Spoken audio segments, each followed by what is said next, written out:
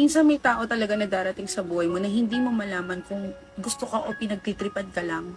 Yung bang parang ipaparamdam sa'yo na interesado siya sa'yo. Yung meron pang pa-update, may pa-good morning, kumain ka na ba? Tapos magugulat ka na lang sa mga susunod na araw, biglang iba yung treatment niya ba sa'yo? Yung mga reply niya, alam mo yun na parang kala mo hindi kayo naging sweet ng mga nakaraang araw. Huwag niyo paglaruan yung feelings ng tao. Kung ang hanap niyo pala ilibangan o kausap lang, ayusin niyo yung trato niyo. Huwag yung parang feeling jowa. Tapos pag na-fall sa inyo, bigla niyo na lang i-ghost. Ano yun? Maraming ganyan eh. Yan yung mga pa-fall.